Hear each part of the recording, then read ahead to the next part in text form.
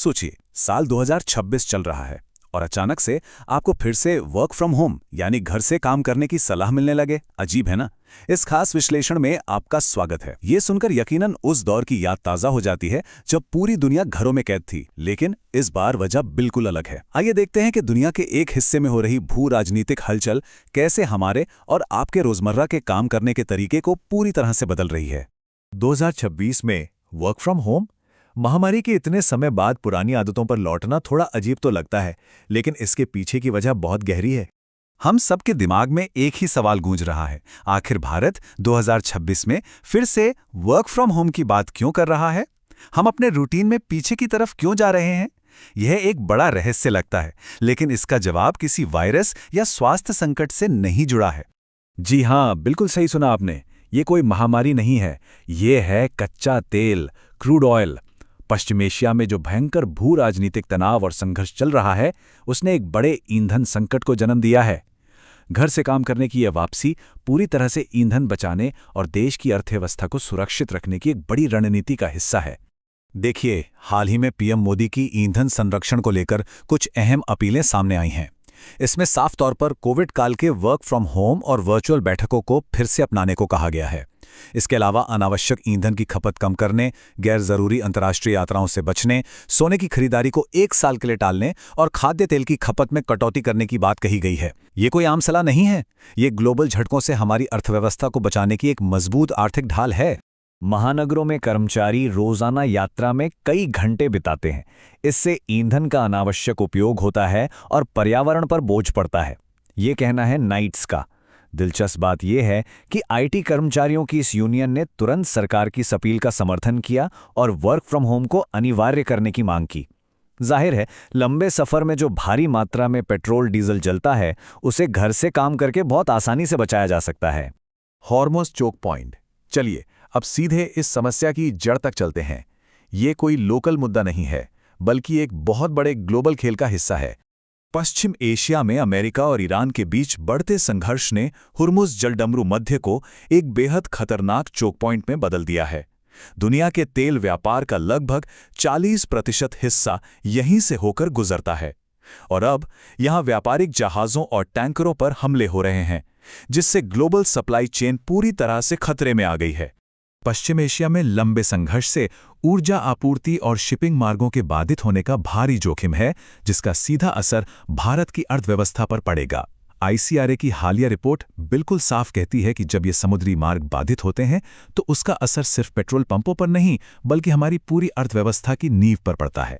5 व्यापक आर्थिक जोखिम। तो चलिए जरा गहराई से समझते हैं कि हॉर्मुज़ का ये चौक पॉइंट हमारी स्थिरता को कैसे खतरे में डालता है। ये एक तरह का डोमिनोज इफेक्ट है। अगर युद्ध लंबा खिंचता है तो कच्चे तेल की कीमतें 100 से $130 प्रति बैरल तक पहुंच सकती हैं। जलडमरू मध्य में रुकावट से शिपिंग मार्ग ब्लॉक हो जाएंगे।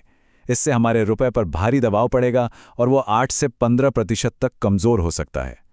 मुद्रास्फीति यानी महंगाई 7 से 9% तक जा सकती है और महंगे आयात से हमारा विदेशी मुद्रा भंडार तेज़ी से खाली होने लगेगा। ये सिर्फ आंकड़े नहीं हैं, ये सीधे हमारी और आपकी जेब पर पड़ने वाला असर है।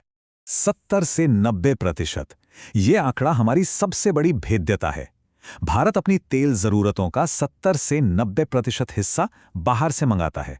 इतनी भारी निर्भरता का मतलब है कि हुर्मुज़ में होने वाली एक छोटी सी हलचल भी हमारी अर्थव्यवस्था में बहुत बड़ा भूचाल ला सकती है।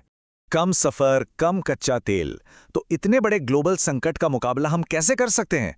चलिए वापस जमीनी स्तर पर आते हैं और देखते हैं कि रिमोट वर्क कैसे इस तस्वीर को बदल सकता है। रोजाना सफर बनाम रिमोट वर्क। एक तरफ रोजाना का सफर है, ईंधन की हाई डिमांड, तेल आयात के लिए डॉलर का बाहर जाना और हमारे ट्रांसपोर्ट इंफ्रास्ट्रक्चर पर भारी दबाव। वहीं रिमोट वर्क या घर से काम करने का मतलब है ईंधन की खपत में भारी कमी, हमारे विदेशी मुद्रा भंडार की सुरक्षा और संकट के दौरान भी काम का बिना रुके चलना। कोविड के दौरान हमने ये फॉर्मूला टेस्ट किया था और आज यही हमारी सबसे बड़ी आर्थिक रणनीति है। रुपए की सुरक्षा बहुत जरूरी है। जब कॉर्पोरेट यात्रा बजट की जगह जूम कॉल्स ले लेते हैं और जब रद्द की गई विदेश यात्राएं डॉलर को देश के भीतर ही रखती हैं, तो हम सीधा सीधा अपने विदेशी मुद्रा भंडार को बचाते हैं। सोने की खरीदारी टालने से भी मुद्रा को और कमजोर होने से रोका जा सकता है, क्योंकि महंगा विदेशी तेल या सोना खरीदने का सीधा मतलब है अपने रुपए को बेचना और उसे कमजोर करना। इन सब से बचकर हम अपने रुपए की रक्षा कर रहे हैं। 1970s के दशक की गूंज, ये सब सुनकर शायद थोड़ा डर लग सकता है, लेकिन इतिहास गवाह है कि दुनिया ने पहले भी ऐसे ऊर्जा संकट देखे हैं। वैश्विक तेल संकट का इतिहास देखें तो 1973 में अरब तेल प्रतिबंध के कारण कीमतों में भारी उछाल आया था। फिर 1989 के भू राजनीतिक संकट ने भी वैश्विक ईंधन आपूर्ति को गंभीर रूप से प्रभावित किया। आज 2026 में ईरान अमेरिका संघर्ष ने हॉर्मुज़ जलडमरू मध्य के व्यापार को बाधित कर दिया है। 2026 का ये संकट उसी इतिहास की एक और कड़ी है जो हमें याद दिलाती है कि ऐसे हालातों का सामना कैसे करना है। एहतियात, घबराहट नहीं, और सबसे जरूरी बात, ये वक्त सावधानी बरतने का है, पैनिक करने का नहीं। ये कोई लॉकडाउन नहीं है, बल्कि एक जरूरी आर्थिक एहतियात है। भारत की ऊर्जा संबंधी तैयारी काफी मजबूत है। हमारे पास 60 दिनों का कच्चा तेल रिजर्व उपलब्ध है, 60 दिनों का प्राकृतिक गैस रिजर्व सुरक्षित है और 45 दिनों का एलपीजी रोलिंग स्टॉक मौजूद है। ग्रुप ऑफ मिनिस्टर्स की बैठक के ये ठोस आंकड़े बताते हैं कि हमें तुरंत किसी बड़ी किल्लत का सामना नहीं करना पड़ेगा। सरकार की ये अपील दरअसल लंबी अवधि की तैयारी के लिए है, न कि किसी तात्कालिक कमी के कारण। ऑपरेशन ऊर्जा सुरक्षा, ये मार्च 2026 में शुरू किया गया भारतीय नौसेना का एक निरंतर अभियान है, जिसका उद्देश्य भारत आने वाले मालवाहक जहाज़ों और ऊर्जा टैंकरों को विवादित हॉर्मुज़ जलडमरू मध्य से सुरक्षित निकालना है। नागरिक जहां घरों में रहकर ईंधन बचा रहे हैं, वहीं हमारी सेना समुद्री व्यापारिक मार्गों को पूरी मुस्तैदी से सुरक्षित कर रही है ताकि सप्लाई चेन न टूटे। वर्तमान संरक्षण का उद्देश्य दीर्घकालिक क्षमता निर्माण है। लोगों को शांत रहना चाहिए। रक्षा मंत्री राजनाथ सिंह का ये बयान बिल्कुल साफ कर देता है कि ईंधन संरक्षण और वर्क फ्रॉम होम की जो भी पहल है, वो भविष्य को सुरक्षित रखने के लिए उठाया गया एक रणनीतिक कदम है। तो अंत में एक विचारणीय प्रश्न, क्या कल के भू राजनीतिक संघर्ष आज हमारे जीने और काम करने के तरीके को हमेशा के लिए बदल देंगे? दुनिया के एक कोने में हो रहा तनाव सीधे हमारे घरों के वर्क स्टेशन तक पहुंच रहा है।